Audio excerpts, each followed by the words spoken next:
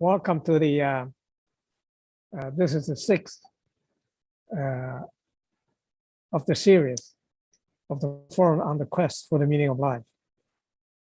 And we'll have two outstanding, exciting speakers this evening. But before I introduce the speaker, I'd like to just use one slide to review the last week's talk.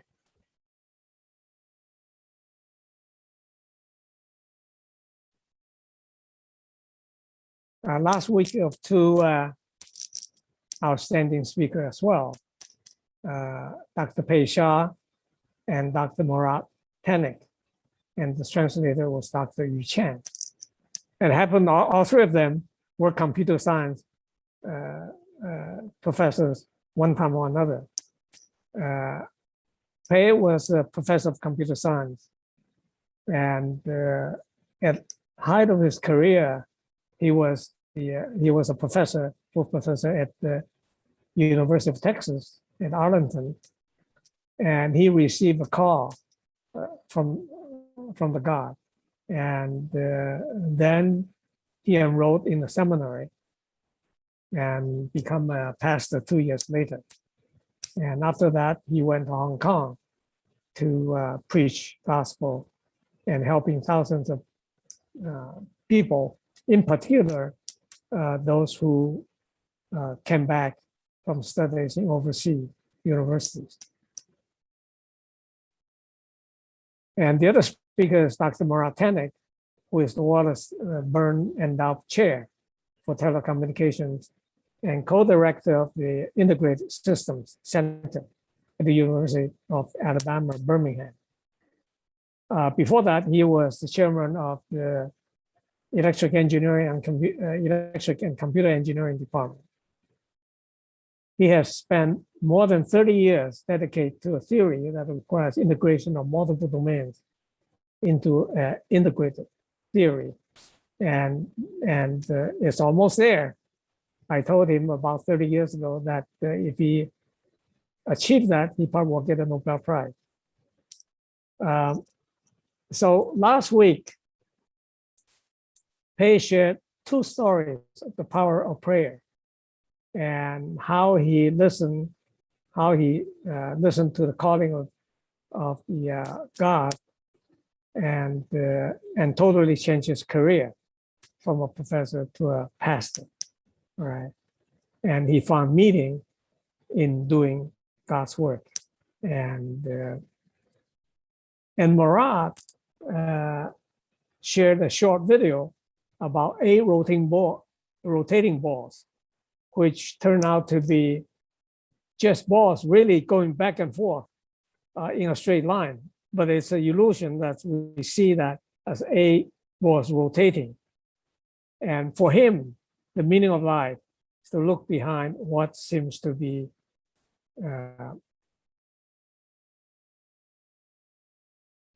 apparent, right? So they had a wonderful discussion, and I won't get into the detail this evening, right? Because we have very limited time. So now allow me to introduce you the speaker this evening. And we have also an outstanding translator in Mr. Michael Lu. Our first speaker, many of the people in CTB knew her already because in our forum last year, she was also a participant.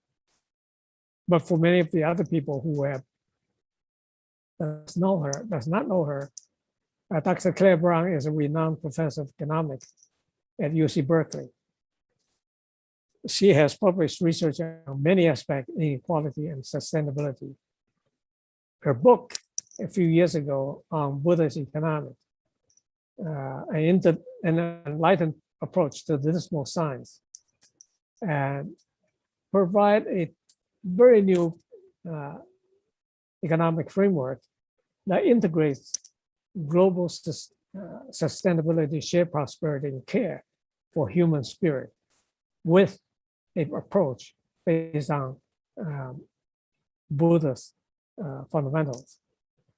And this holistic approach is based on the actual national policies that reduce inequality, protect the environment, and support all the people living in a dignified, meaningful life.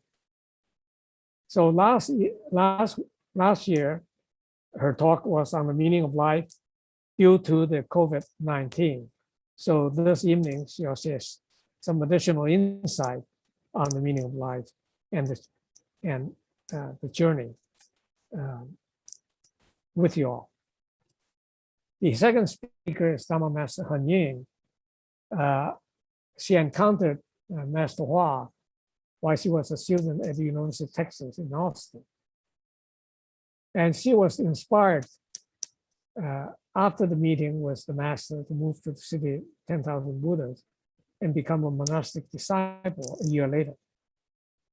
And living at city for nearly 30 years, she has had the opportunity to serve as the principal of the Instilling Goodness and Developing Virtue Girls School for 10 years, and to help translate and publish Buddhist texts. And she also teaches at Dhammaram Buddhist University, and is also a board on the board of the Dhammaram Buddhist Association. So with this introduction, I'm going to let the two speakers talk. And the rule for this evening is that each speaker will have 15 minutes to talk about their view about the quest for meaning. And then they'll have a dialogue for about 30 minutes. Then we'll pick up questions from the audience. So, and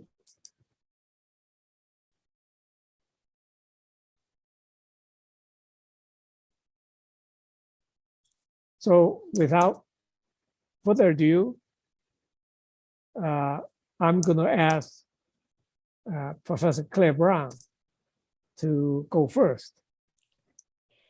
Thank you, Ray. Thank you for bringing us all together. I'm just so happy to be here with you tonight with Heng. And Michael, Lou, thank you so much for the translation. And I'm especially pleased that we have a Chinese room that works so well, because my quest for the meaning of life is going to be centered around our interdependence with each other, but especially with nature. And so let me tell you why that is. Let me just step back a bit and say, when I was younger in graduate school, and the biggest problem, it seemed to be that of inequality and not sharing prosperity. Having people with way too much, while there were plenty of people with not enough food or healthcare or education or whatever they needed, housing. And this was true in the US, but it was also especially true around the world.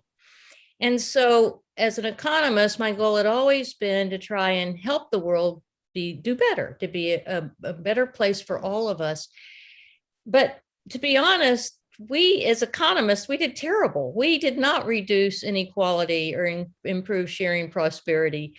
From the 80s on, inequality in the US, but also in most countries, not all countries, China did better, but in the US and the EU, inequality just grew and grew and grew. And the economists all said, but we know the policies, we know how to share prosperity and reduce inequality.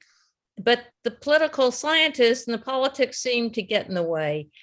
So that was somewhat discouraging, but we kept at it because, hey, you know, we're economists, we're resilient.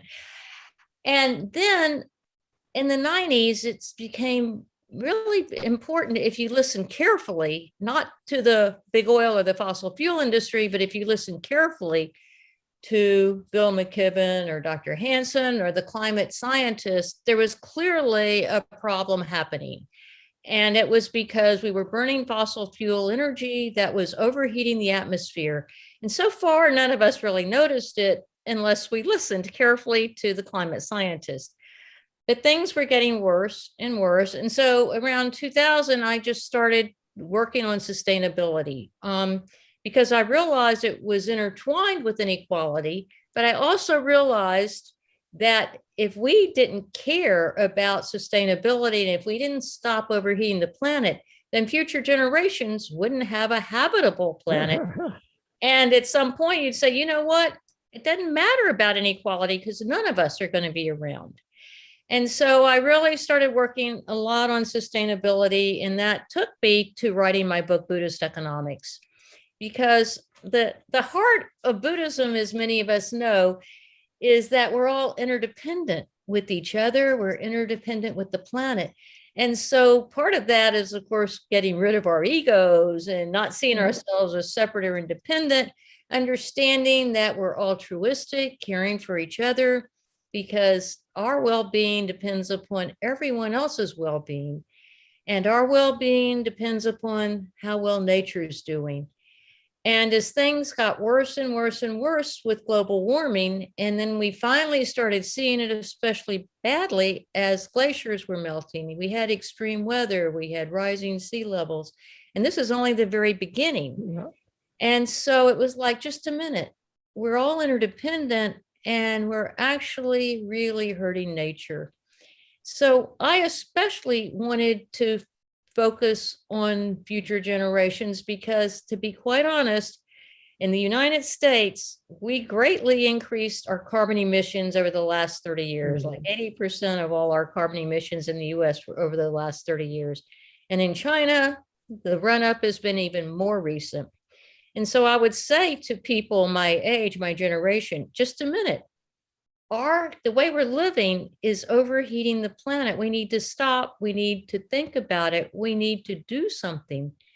It was really hard to get attention, even among my economist colleagues. I'd say, well, what are you teaching about climate change in your courses?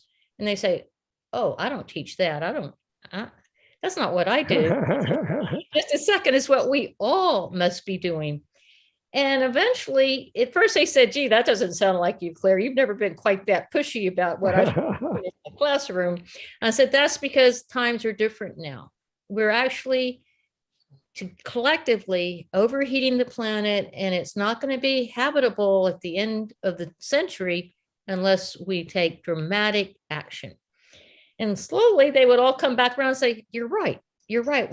We absolutely understand that climate and the climate emergency is part of everything we're doing, no matter what we're teaching or what we're doing. Is all part of who we are and what we're doing individually, but especially as societies.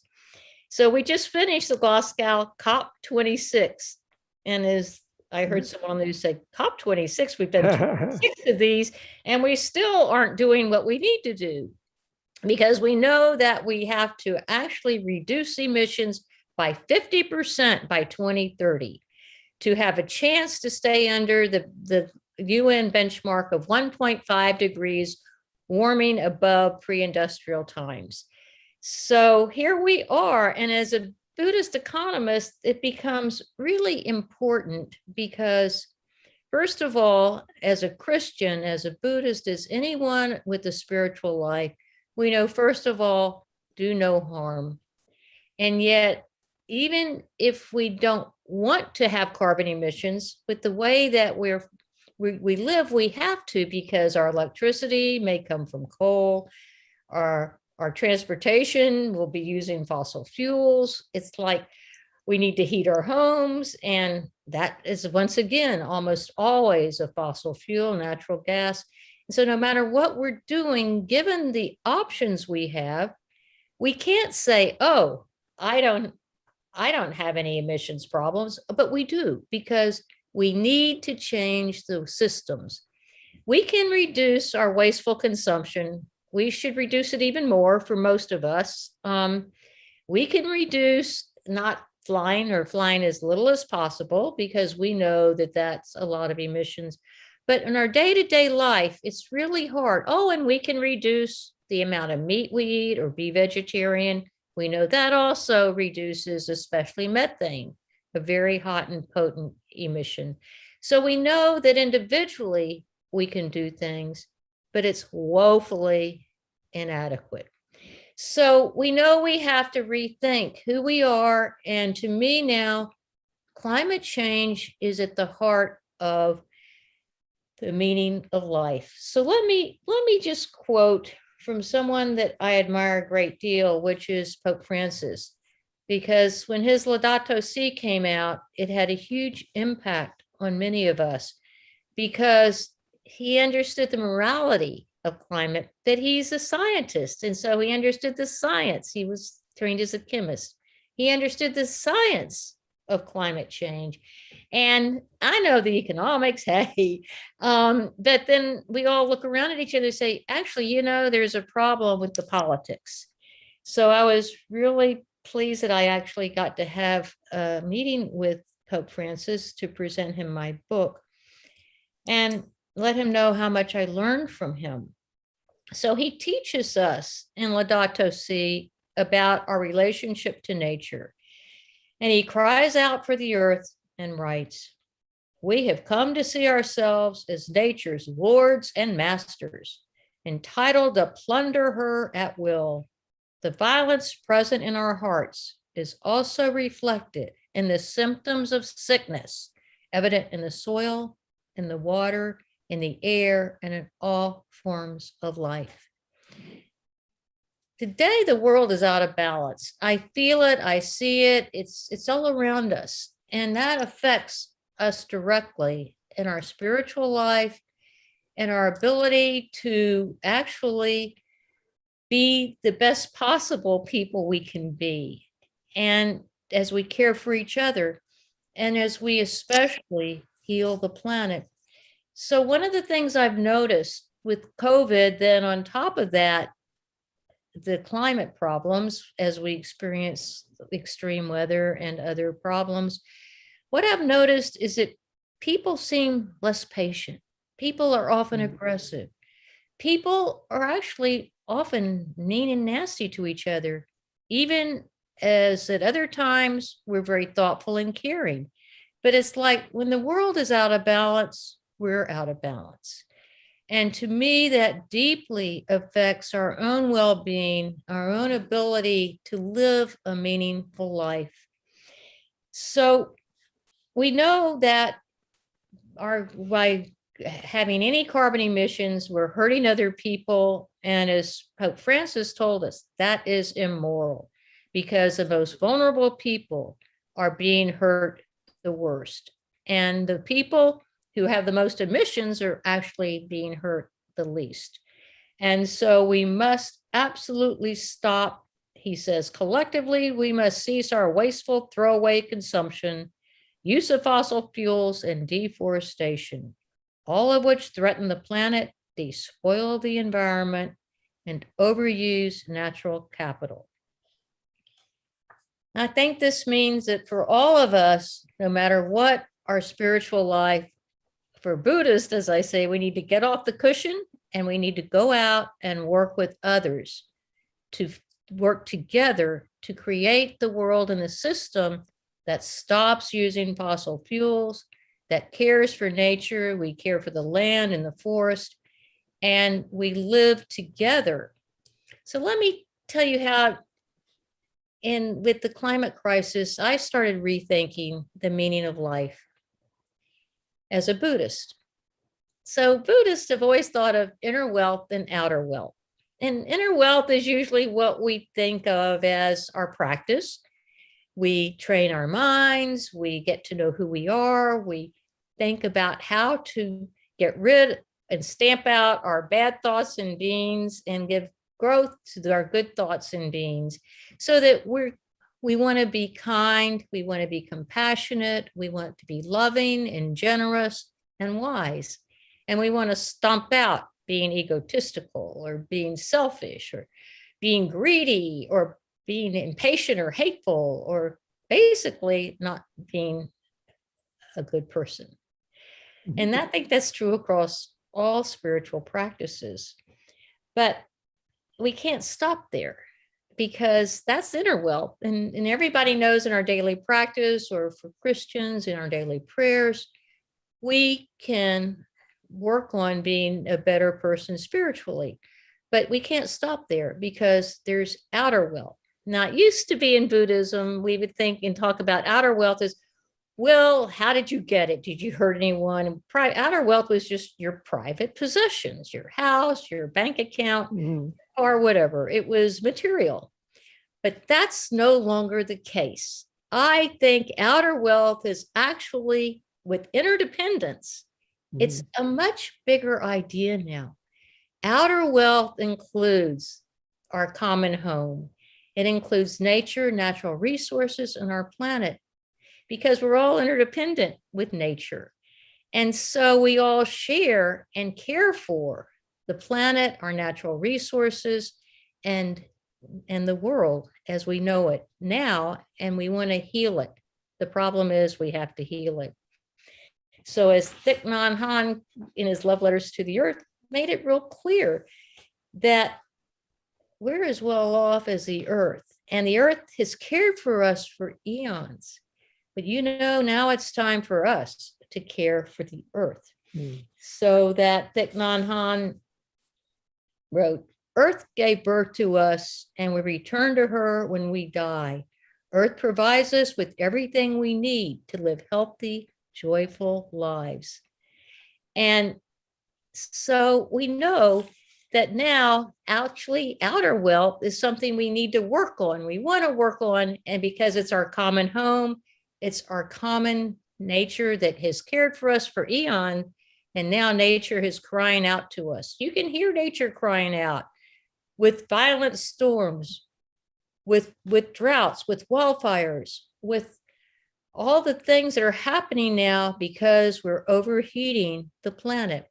And so we need to listen to nature, because that is actually our outer wealth that's critical to our well-being. And so we really want to come together, and we want to honor what we need to do. COP26, we made some little steps, but it was real clear we did not do enough. And so I urge everyone to become engaged in some way with your Sangha, your church group, some group that shares your values, and you can come together and think of ways that you can help do what we know we need to do in terms of lowering emissions, caring for the land, and also caring for each other. So I just want to tell you what my Buddhist mantra is. When I go for walks, I'm very lucky. I live not too far from a sacred oak grove. And how do I know it's sacred? Only because when I was doing a walking meditation, I ended up there, not far from my home, and I could just feel the sacred energy of these beautiful old oak trees. And I could tell that they were doing part of this crying out to, it's time now for humans to help care for us as we've cared for you through the ages. So my Buddhist mantra is, may we come together, caring for each other and the planet. May we heal Earth as we heal ourselves for the benefit of all. It is time for us to join and engage in working together to care for our common home, as well as for each other. Now, this quest for the meaning of life takes courage. Courage to change our economy, courage to join together to demand justice and human dignity for all, courage to live with joy as we care for each other and for Mother Earth. And so I thank you all for coming here tonight so that we can think about what is the quest for life, for the meaning of life, and how to actually live a meaningful life. So thank you. Well, thank you, Claire, and for the wonderful, short, inspiring talk, as you have always done. All right, I like the idea of your inner self and outer self, and the Buddhist way approach to it. And well, we'll have more Q&A after we hear Heng talk, but I was so inspired by your talk. Thank you very much. Thank you. And I guess next speaker we'll have Dharma Master Heng to share her view of her quest for the meaning of life.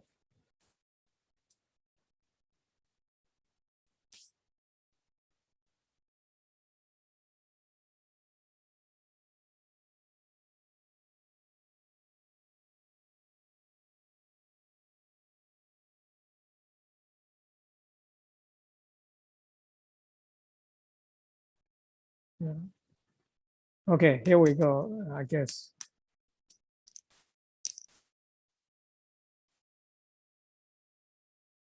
I'm still muted. Sorry. Okay. I was just sharing Claire's book. We use it in our university. Are you seeing the right screen? Yeah. Yes. It's a big. You may want to show just the screen for the slide, not the next slide. Okay, hold on. Is that correct? No, we didn't see any. Oh, here we go. Yes. Okay. Hold on. So. Okay.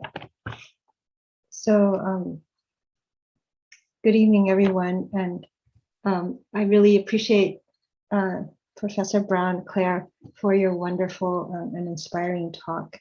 It gives me a lot to think about for our community. And so I hope that can be a challenge for everyone who's listening, how we can become more engaged and more aware of the critical issues that are facing our planet. I will still quickly go through what I prepared, but I hope that we can open up discussion for that after that. So this talk has given me the opportunity to reflect on my own quest for meaning. And in a nutshell, it would be to experience and act compassionately from a strong sense of connection or even oneness with all beings and with the whole of reality. That would be maybe the experience of Buddhas, but as unawakened beings, we suffer all kinds of stress and afflictions because we tend to be trapped in a small sense of self under the delusion that we are separate from others. To start from the beginning, I grew up in a loving family that gave me the secure ground to discover the beauty of the world. My parents taught me to cherish and be grateful for every blessing and taught me to make wise choices. And they showed me the joy of helping others and how to see the positive in everything. And most importantly, I'm grateful that they gave me the space and freedom to discover my own path. Like many children, I felt most alive when I was in nature. Our backyard was a wonderful playground teeming with life. We spent many good times climbing trees, swimming in lakes and the ocean, hiking, biking, and camping. In my teens, we adopted a big dog named Benjamin. I felt truly at home when I was out wandering in the woods with Ben as my companion. Meanwhile, I was haunted by the suffering caused by environmental destruction, inequality, poverty, war, and violence, much of which is driven by mindless consumption, nature being sacrificed for profit, few people having billions, while 3 billion live on less than $2.50 a day, and many millions are homeless. Factories polluting the environment and turning out endless products which are shipped across the world in containers. We destroy every last bit of wilderness with roads and clear-cut ancient forests for agriculture, like this swath of the Amazon. Instead of relating to real people, many people are absorbed in video games, social media, and virtual reality. Animals like this whale die after swallowing too much plastic. We are well into the 6th mass extinction and our house is on fire, as Greta Thunberg says.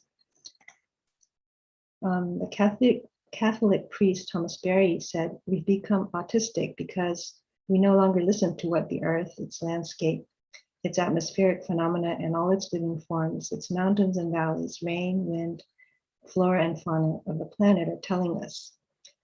He notes, just like Claire did, that when we physically degrade the natural world, we also degrade our interior world.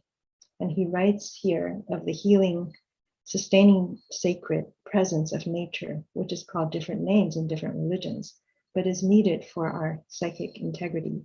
It's the atmosphere in which we breathe the deepest. Then there was Julia Butterfly Hill, who said of the redwoods, "I went into the forest and for the first time experienced what it meant to be alive." And then later she found out that that forest was going to be logged. She spent 2 years living in this giant sequoia in order to save it from being cut down. So my question is, how can we find this sustaining sacred presence that we feel pretty easily in nature and also in relationships of giving and sharing and so forth? Why don't we experience it all the time? And how could this kind of presence help us to heal the conflicts in ourselves and in the world? Global crises start from human greed, anger, and ignorance. Master Hua often said, "The world is in a bad state because people's minds have gone bad." As a computer science student, I was trying to replicate human intelligence in a machine, AI, but I wondered, should we not try to recover the sacred presence, our true mind or essential nature? And Master Hua would say, instead of working on the electronic brain, which is Chinese for computer, should we not try to cultivate our divine brain, our spiritual brain, or our essential nature? But this essential nature has been buried under thick layers of greed, anger, pride, and other afflictions. How can we recognize these obscurations and clear them away? When Master Hua came to the University of Texas, I heard him tell the story of how he bowed every day to his parents to repent for his faults as a spoiled kid, and also bowed to all living beings on a daily basis. That led to his eventually coming to America and founding the City of 10,000 Buddhas, with schools that teach children goodness and virtue, and a Buddhist university whose aim is to help people discover their inherent wisdom. He spearheaded an effort to translate the voluminous Buddhist canon into the world's languages, and he also established a Sangha that took the Buddha's teachings to heart and lived a radically simple lifestyle dedicated to transformation and world peace. My heart lit up knowing that such a place existed. I attended a meditation session at CTTB, then made up my mind to give up my PhD fellowship and join this community. Several weeks later, I decided to commit myself to full-time practice by becoming a novice nun. Yeah, it was quick. I called my parents, who wanted to know whether I was really sure this was my path and if it would make me happy. And when I said yes, they gave me their blessings. The Venerable Master is the one who inspired me to take this path of lifelong transformation. His wisdom and compassion allowed him to see deeply into the human psyche and to help us transform our afflictions into clarity.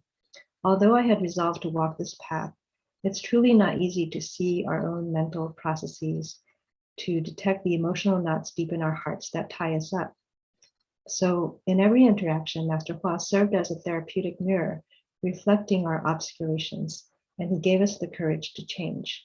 Over the years, mentors and peers in the community have also done this for me and for each other. That's why a Bodhimanda or a monastery is often called a smelting furnace. We smelt away the dross of our habitual views and afflictions until only the pure gold of essential nature remains. However, there are many pitfalls. We are fortunate to be able to study a boundless sea of Dharma teachings, but without therapeutic guidance, we may go astray and get distracted by externals such as fame, status, or material benefits. We may reach an impasse in our practice and end up retreating. We might find that the same issues keep recurring in our lives. Lately, I found that when used in conjunction with the Dharma, a deep psychological understanding is a helpful tool to diagnose problems in our spiritual life and thus support real transformation. This perspective has allowed me to find deeper meanings everywhere and to see a bit more clearly the underlying causes and conditions, not only in my own process, but also on an interpersonal and collective level.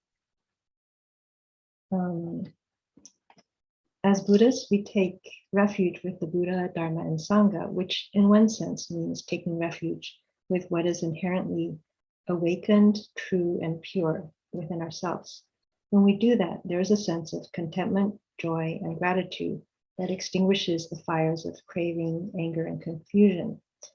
If everyone had an opportunity to experience that kind of contentment and joy, the global crises that are fueled by overconsumption and aggression would surely diminish.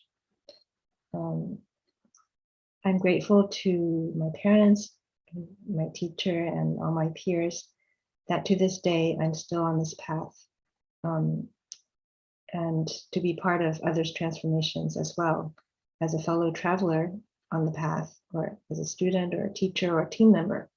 And even though we're isolated in a way during the pandemic, I feel very connected because when we practice, we dedicate our whatever goodness to all living beings, wishing that they may wake up and free themselves from suffering. For everyone in this world, there are choices in life, and the more awake we are, the more fully we can be responsible for our choices. Right now, as we have heard, what's most pressing is the urgent need to change our lives to save the planet. So we can ask ourselves, what are we doing? Are we prioritizing our energy to do what's truly important? We have to really reach into the depths of our mind and make our choices very wisely and responsibly for the greater good. These days, many people actually find life meaningless and would even like to end their lives. I think that Buddhist principles offer a viable answer to some of the crises that we're facing, but it is up to us to embody and translate these teachings into different disciplines so they can speak to more people, such as Claire has done so well with Buddhist economics. So I'll stop here and we can. Thank you. Let's see. Well, thank you. And we now have both speakers express their opinion about and their experience on the journey of on the quest for the meaning of life. And both of you talk about the inner and outer wealth, or the Dhamma Messin talk about the Buddha nature, so to speak.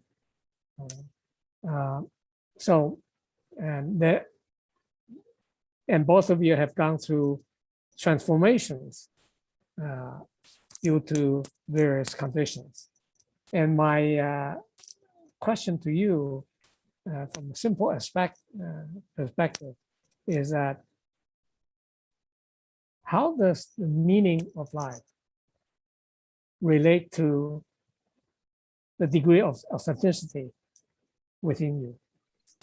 And sort of both of you touch upon it a little bit, but I'd like to see as a lead, and also you in the next 15 minutes, you can also play ping pong with each other, ask questions to each other. I was just so grateful, but also really happy when Heng and I both basically said very much that the quest for meaning in life today must absolutely recognize the problem of sustainability as well as inequities and relieving suffering. because right now, one of the biggest causes of global suffering is the climate crisis. And it's only going to get worse. And we know that in order to relieve suffering from the climate crisis, we have to take really serious steps to quit using fossil fuels, to stop deforestation, and to care for the planet and care for land and eat. And then individually, we can do all the things that Heng talked about, but that we must absolutely, as a society, in a global society, really change the way we're living. And so we really came together in talking about how the inner wealth now includes actually our common home and nature, and that it's really time for us to come together and heal nature. It used to be we just talked about, well, we got to stop degrading nature, but we're beyond that now. So one of the things I love that the Dalai Lama taught us, he said, humans created the problem, and humans must join together to solve the problem, to avert global disaster. And I remind myself of that, but I also remind others, my Sangha or my students, that, it's time. It's time that we come together because we caused the problem and we know how to stop the problem. And we can't just wait for something to magically happen without our involvement.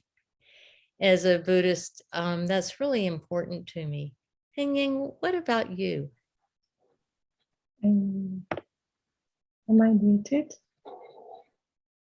No, you're okay. Oh, We can okay. hear you. Okay. Yeah, I think living in the monastery, at least, we are not always aware of what's going on in the world, focused on our practice and not trying to, look at the media too much. But yeah, it's very important, I think, for us to be aware of the interconnectedness of that, what you mentioned.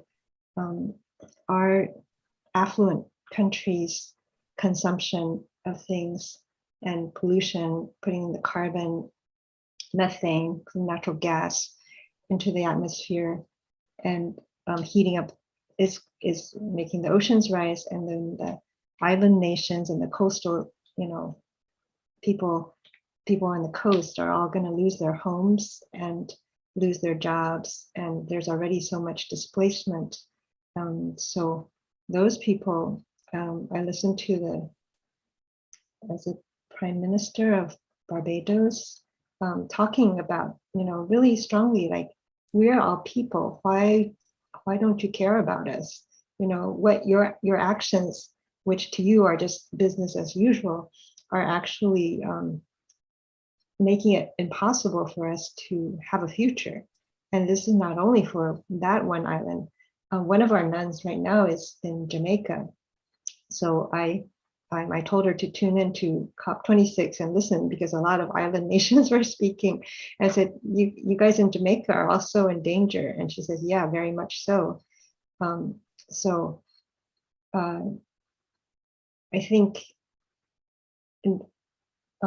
you're absolutely right that we need to change the whole structure of economics. How do we think about what is wealth, what is prosperity, and then the political, there needs to be guidance of what's the decisions that are made, how capital is used, and to address these problems. Instead of, like, right now, I think there's still going to be a offshore drilling in the Gulf of Mexico is planned. So we should all be at least signing petitions to President Biden and so forth to, not allow that. We grew up going to the Gulf Coast and swimming in very warm, like, bath water. But I remember every time coming out, we'd have to clean the tar off our feet because there were little pieces of tar in the water. now I went and I saw that there's big gobs of tar because there's so much more drilling, and California too. And then the recent oil spill in Southern California. Yeah, that's been happening since forever. So, just we take it for granted that we can drive a car. To me, that's one of the reasons I really wanted to live in a place where I didn't have to drive. I could use the best vehicle, my own 2 feet, and get to work or wherever I want to go. Because driving a car that has to go on a highway is really doing violence, or making more roads. It's covering up the earth's skin with this impermeable thing, and then all of the carbon that's being used to produce all the rock and the asphalt and the cement and the steel to make highways, and then just cars and the gasoline. It's just endless. And the plastic, the whale with all the plastic in its mouth that you saw earlier. That's just so sad that we will have more plastic than fish in a couple of decades, I guess. It's predicted. And then people keep buying, plastic packaging, because that's, as you said, there's no other choice. There's no regulation. I mean, there's now more and more cities and states trying to ban single-use plastics and straws and things like that, but it's really not enough. Right. Oh boy, I really agree with everything you said, Heng. But let me tell you part of the problem with, I do a lot of lobbying as a climate activist in Sacramento with my other volunteers. We work together. We need to, because the problem is we almost passed a great bill in California to ban single-use plastic. It was going through the legislature, and then all of a sudden, big oil decided, no, that's how we're going to make profits. And single-use plastic is made out of petrochemicals. And if you looked at their business model over the next 50 years, plastics are going to become more and more important. And so they got in there and they killed the bill at the last minute. And it was like, but that's actually been happening quite a bit. And we even saw it at COP26. So unfortunately, business as usual is actually saying that big oil and gas and coal are going to keep doing what they're going to do. And then they started telling us these crazy things. Oh, we can find the technology that'll capture carbon and it'll do this and that. But that's all unproven.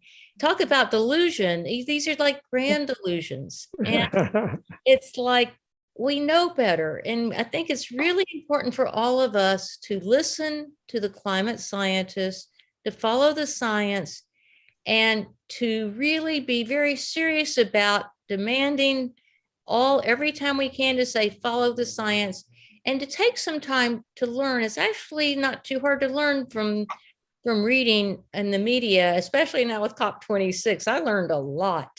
But it's time for us to say, no longer business as usual, and we must stop wasteful consumption and overconsumption, especially by higher income countries and higher income people, so that we can share with the global world that needs more food and more housing and needs to figure out how to take care of the rising sea levels or the droughts or the fires and so forth.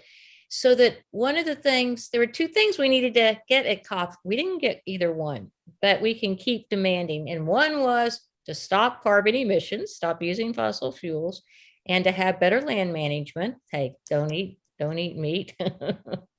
Then the second was, in fact, though, that we really need to have the rich countries give to the poor countries. There's a green fund, $100 billion a year. We aren't doing it. But it was real clear that the rich countries really must help the poor countries, because we caused the emissions, that they're the ones that are suffering, and their lives are really on the line, just as Heng was telling us. So it's all part, I think, of finding meaning in life is actually thinking globally. And it's really important because life is global, our interdependence is global with everybody and all beings as well as nature. It's all global. We're all interconnected.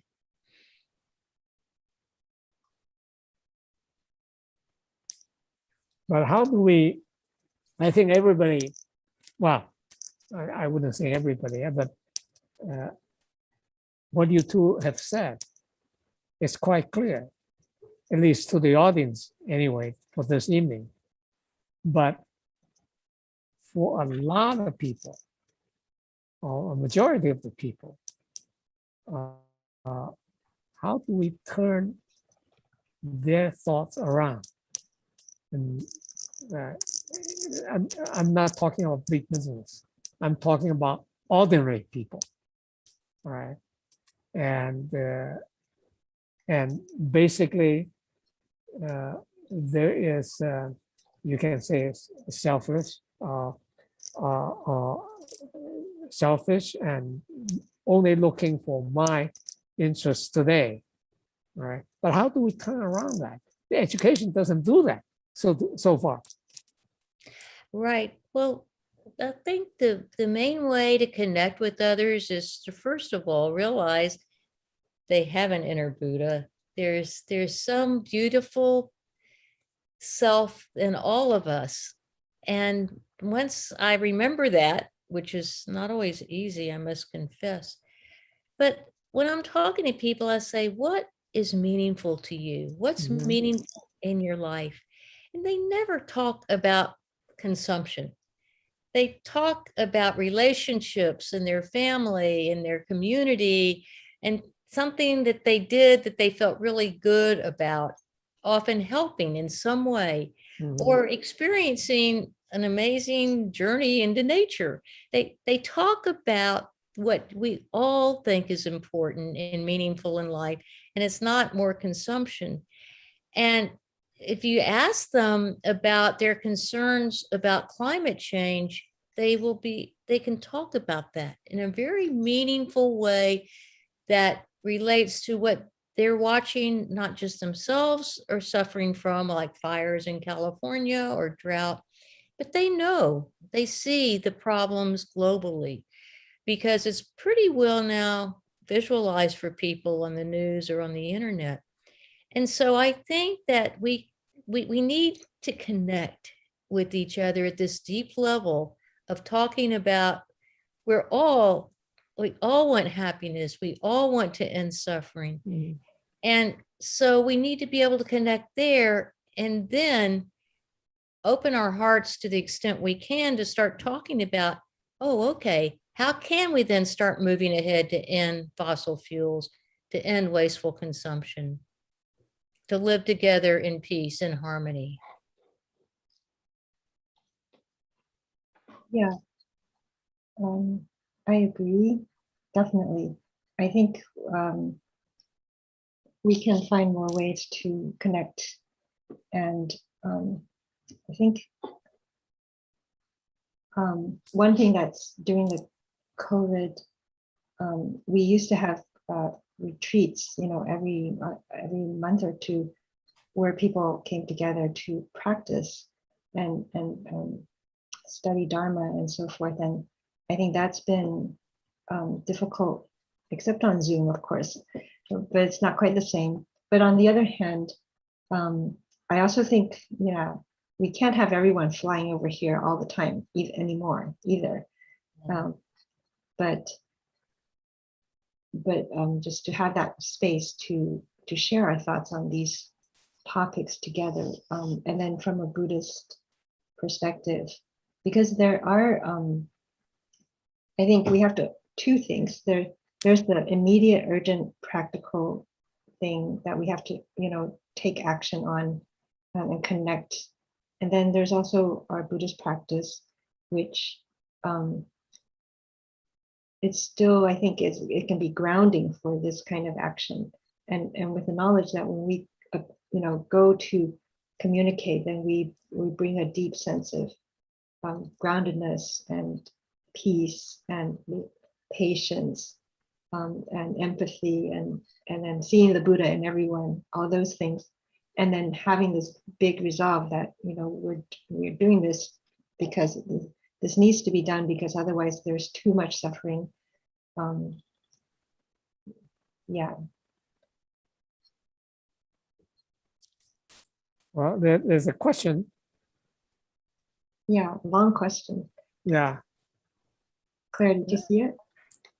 Oh, is it in chat? Yeah, in chat. Right. I can read it one out. second. I didn't have chat open. So what is the question? Oh, is it about single-use plastic? Right. Yeah. Well, let me tell you that first of all, Ritten, who is head of the California State Assembly, when he was at COP26, he said, California is way behind. We're no longer the climate leader that we should be. And let me just tell you that part of the problem is big oil has gotten very clever in California. They give a lot of money. They have a lot of lobbyists. And even at COP26, if big oil, if the fossil fuel industry was a country, they would have had more representatives in Glasgow than any country. They had over 500 people there. And so one of the problems is that California could do better. I agree that the US has to do much better. Europe and other countries are ahead of us in many ways. So that I think that part of the problem is we need to figure out how to get fossil fuel power out of politics. And one of the ways we do that is they have a lot of money, but we have a lot of people and interest in young people. I loved watching the young youth leaders in Scotland. They were there. They really were articulate and their voices were heard. So I guess one of the things I'm asking tonight is let's let our voices be heard, because we all have voice and we can all work together with a voice to make the changes that we know we need to make. And I will tell you, in California, as a climate activist in the state legislature and lobbying, nothing would happen except that we push for it. Because when we start pushing for it, then actually the lawmakers listen. They say, oh, actually, these people vote. Actually, these people, we really do have to be accountable to them and not just lobbyists, because they're our constituents. So it's really important, I think, to let your voice be heard politically and as well as in your daily life, and caring for each other. But then to care for the planet means you actually need to have a loud voice. Can you say more about that, Claire? Like, in what ways? How do you, going to stand out there protesting? Is that the way? Or writing to your legislators? All those ways. I sign petitions. I go to town hall meetings. I go to all kinds of meetings. Many of them are on Zoom, where they're saying, like tomorrow night, there's going to be a meeting about a refinery. And I've worked a lot. I live real close to a refinery.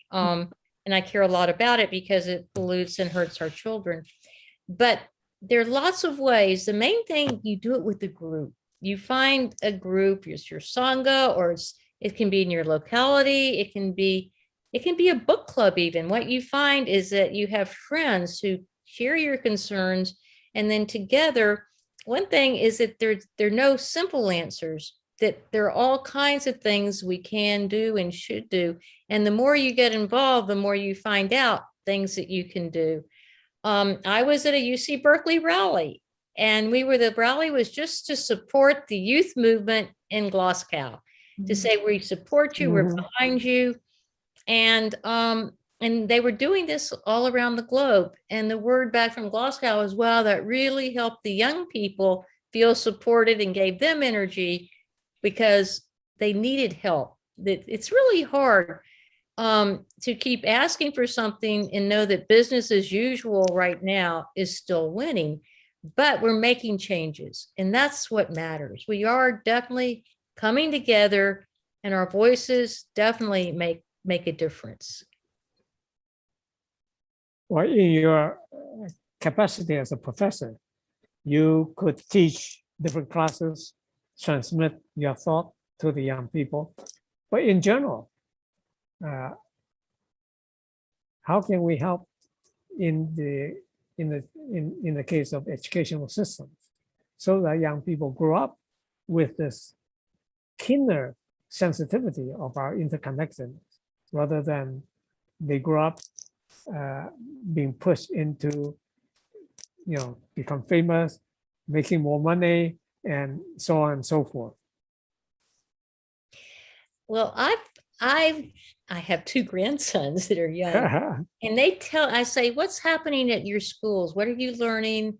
How are you understanding, what's happening with the climate crisis? And I'm amazed that they say, oh, we talk about it a lot at school. And then when it came time to have a science fair, now mind you, these are kids in like the third grade, they said, oh, and they talked about ways that they could actually do projects together to talk about climate and how the oceans were becoming too acid, or how you were getting droughts or you were getting floods. And they did these amazing projects. And then when it came time to go on a field trip, they would suggest, oh, why don't we go to a park and look at the trees and the plants and talk about sort of how the deforestation is a big problem and how important the trees are and what they do for us in sequestering carbon. And so there are all kinds of ways, even at that level, that you can work with kids in schools in teaching about climate, and they're understanding that the health of nature is their health.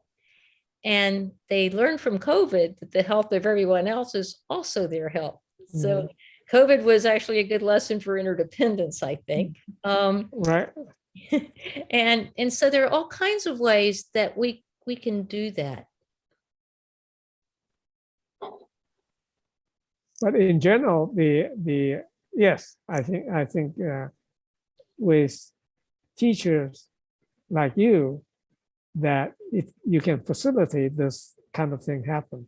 But in general, the curriculum does not allow or does not have a portion that allow the student to be care of this kind of thing in general. Well, I think that we all have to pay attention to that. And I think it really varies a great deal by the schools.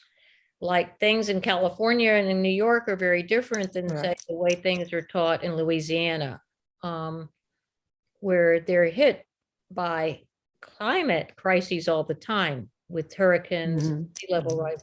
But at the same time, they have Cancer Alley, which is the petrochemical situation, and people are dying from it.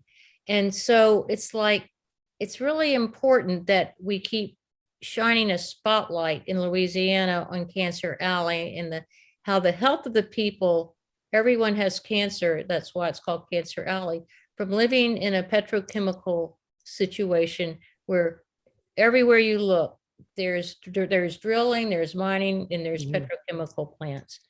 And so that's why it's really important in those situations to not stop talking about it. It's really critical. In my own hometown of Richmond with Chevron, we never stopped talking about the pollution from the refinery and the flaring and how our children have asthma and our children have lung problems. And it definitely reaches the city council so that they then are willing to undertake more regulations to force Chevron to clean up the air pollution. And we can do that at the local level. So when you have a problem in your neighborhood or your region, you definitely want to work on that because that's where you have actually the most direct impact. Well, there's a question talk about how can we trust science, and when the science, let's see, when the science, when the researchers are working for a petrochemical company, or other issues, because in universities you got contract from different places, and so the question is raised to see, can we trust those people who have received, for example, grants from petrochemical company or other companies that have something that they want to safeguard. Well, that's really changed. That used to be, the fossil fuel industry put out study after study after study. Finally, the media wised up. The climate scientists already knew. They kept trying to say, no, you don't understand. That study was financed by fossil fuel. You cannot trust it. It's not, it's totally biased. It took a while, but today I think it's very transparent. And I know that I see studies that come out, and then all of a sudden everybody from media on down to the client, they say, no, that was paid for by Chevron or Petroleum Institute or whatever. And it's pretty much discounted then by people who want to care about what's honest and true in science and in climate science. Hey, if you love but big petroleum and big oil and big coal and gas, you'll keep saying that study. There's no way to stop that. But that's really clear to people who do want to know and care. And so one of the things that we ask legislators now, and when we're talking to them, we say, how much money did you get this year from the fossil fuel industry?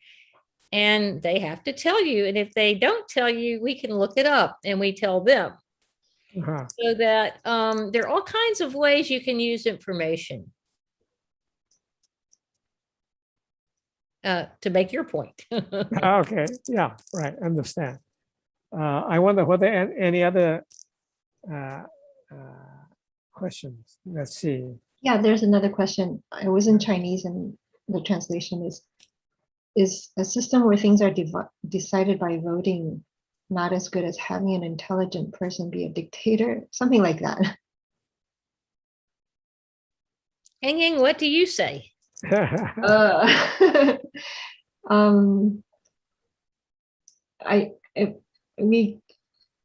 think that would be, there's pros and cons to everything, but it's very from being raised in a democracy, I would think it was kind of iffy or risky, because you don't know if the person would be actually virtuous and ethical, not only intelligent. On the other hand, right now we have big business kind of running the show here, so that's also a problem. But we still do have, the system where we can elect people and laws are passed, and so I think it is there is a need to make that balance where the government does have a say to do their proper job. Yeah, I agree with you that I think we all agree that the role of government needed to be bigger in the US, but and it's already very big in other countries such as China. But no matter where we are, we always have to really care about corruption and not assume that whatever the government's doing is okay. We want the government to have a bigger role in the US, but we don't want to just say, oh, well, they'll figure it out. And that's actually where I think it's imperative for all of us to learn about climate, to also follow the news, and to find a way to once again make our voices heard, so that when you think that there's somebody in the government or the government's not doing a good job, go to the city council meetings, or go to the county council, or go to the state, or right into the government, the federal government, and say that, call people out on it, because we can't just take it for granted that somehow whatever the government does will be right. We know that's not the case. but we know some things will be good, and we really do have to push for the policies that the climate scientists are real clear about the policies we need to do. We have roadmaps to follow in terms of getting rid of fossil fuel energy. But it does take some thought, and I know everyone's very busy, but it's like, it's the future. It's the future of our children, our grandchildren, and other generations. Well, I guess that's coming back to the exact discussion. You care about the future, and probably most people in this audience care about the future, but there are lots of people who don't. And I think from the discussion, from what you have shared, is that all of us can make some contribution by starting with the local community, do our part, and to make the change. But there are lots of people who is not going to be changed. All right. So this is the issue. I keep on coming back to the educational issue. That is, how can we get the educational system to really allow this search for the inner self at the young age, for people to know who they are and what they want, and to understand the meaning of life when they're very young, right? But I think the academic institutions are focused on primarily on knowledge rather than inner transformation.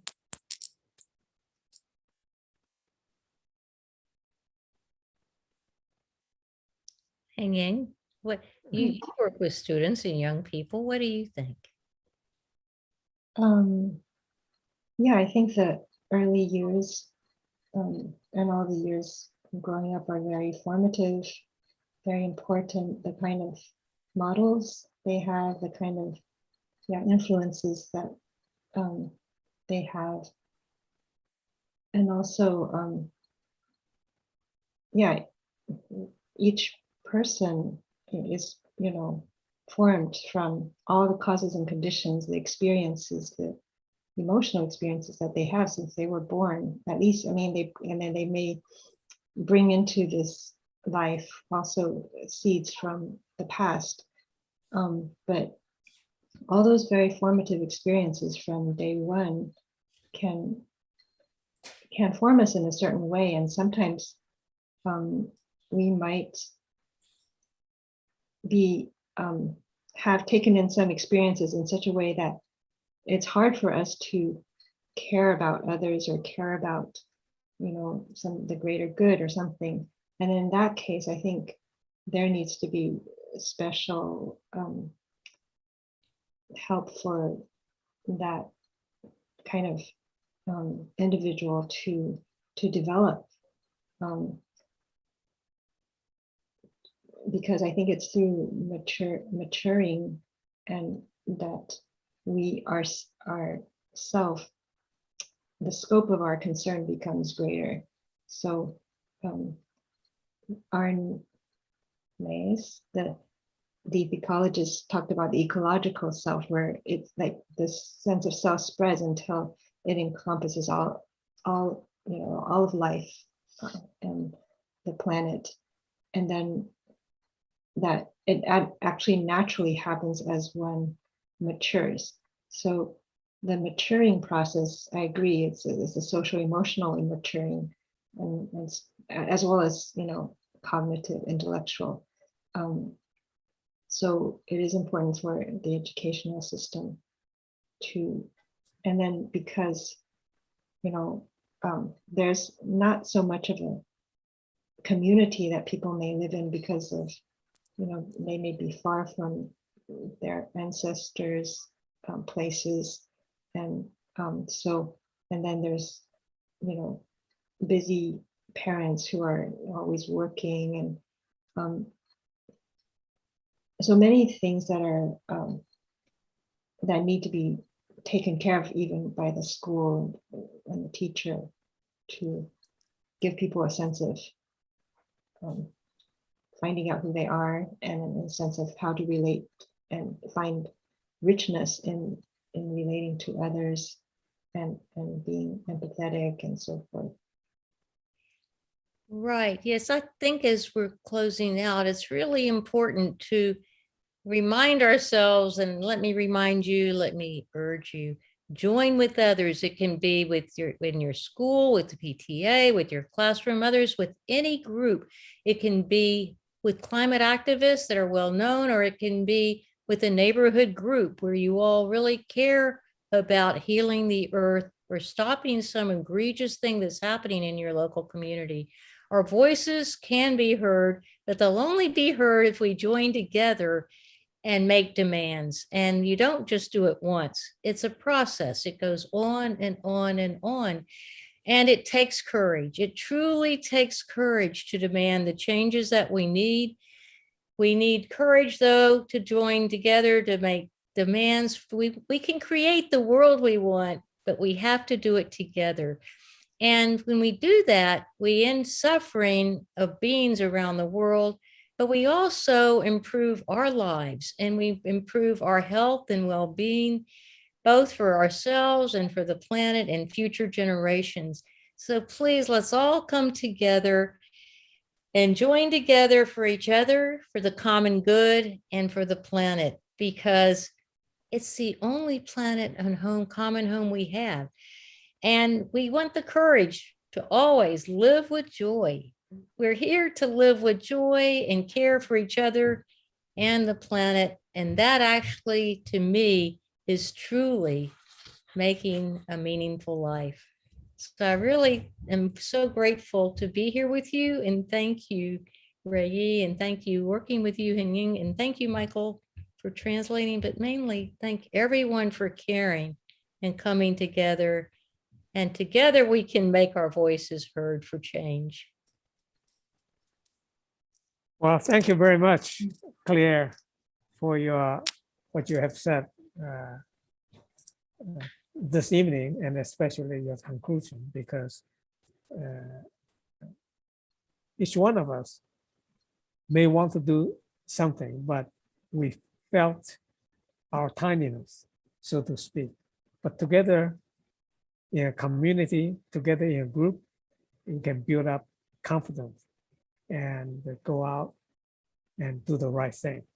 And for that, it provides meaning for our lives.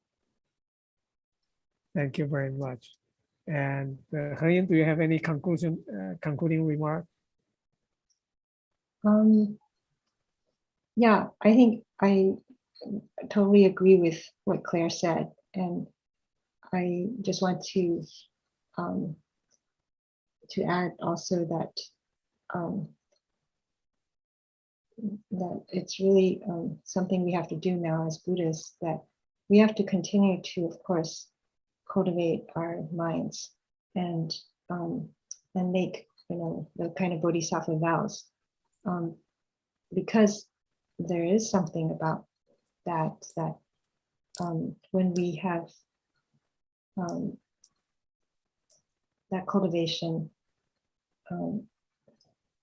it does create a different kind of environment, and there's an urgency with the current state of the environment that we also have to share the principles, the values that are laid out in the Buddhist economics text that are universal, basically, and just to change the current very distorted way that we are operating.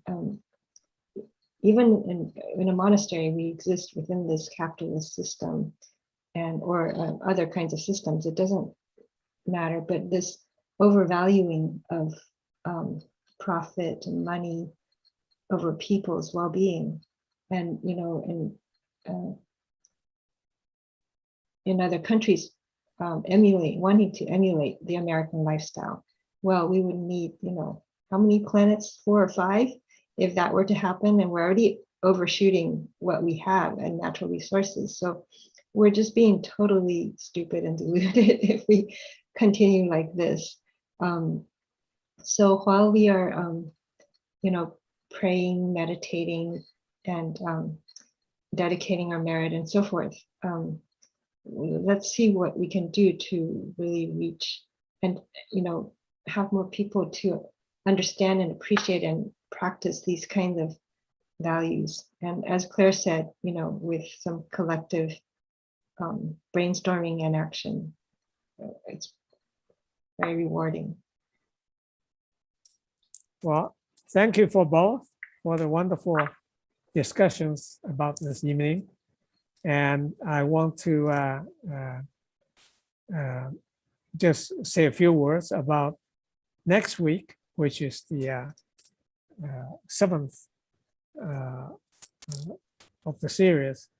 And Dr. Lily Ye and Principal Zhen Hong will talk about their journey for the meaning of life.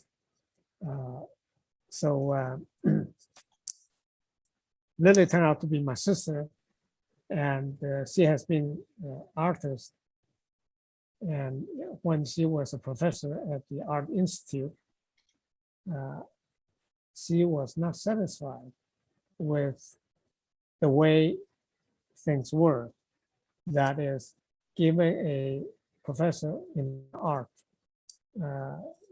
she has to produce product, and the best honor is to have her artwork to be bought by a museum to be exhibited, but she is not satisfied with that kind of life.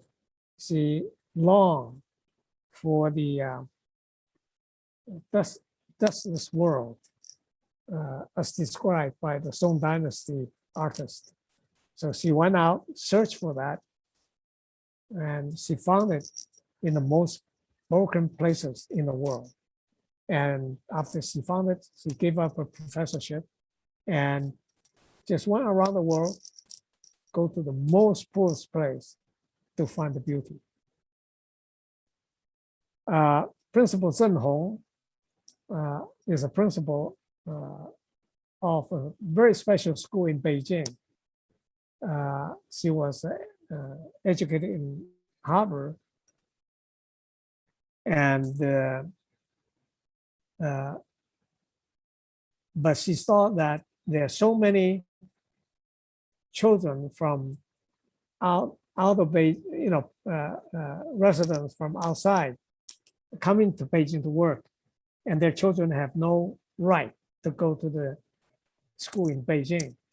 So she decided that's her mission, and so she created a school for those people. But more importantly, not only she want to provide a place for these children, she also want to provide them with high quality education. All right, after 15 years, her school, Dandelion School, has made great strides, and with lots of volunteers. Some volunteers, they go back every summer from overseas during their studies outside. So they're going to share how they find meaning in life through their different ways of doing it. All right. And at this point, I'd like to conclude this evening's session. And thanks very much again for Professor Clair Brown, Dr. Heng, Dharma Master Heng, and our translator, Michael Lu. And at this point, I'd like to pass the we usually will do your leader dedication of merit.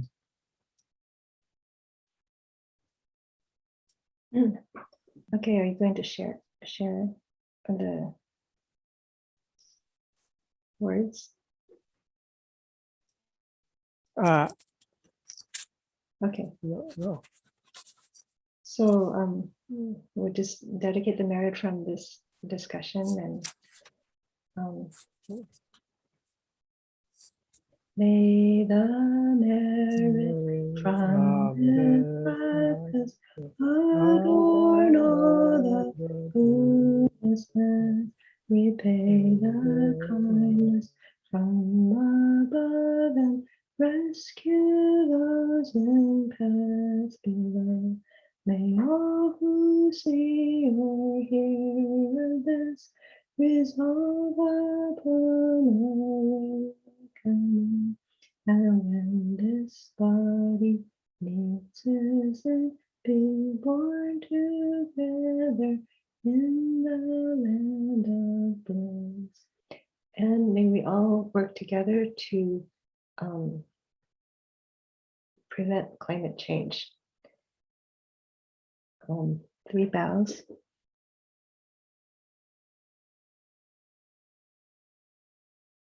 Bow in respect to the Venerable Master.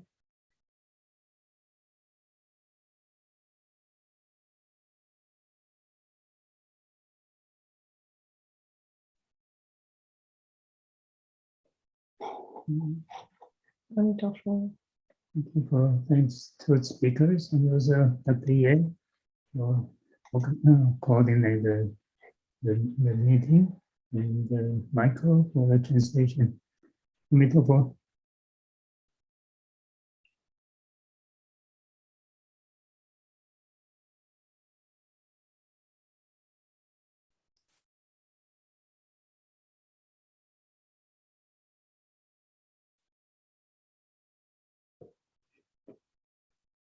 Claire.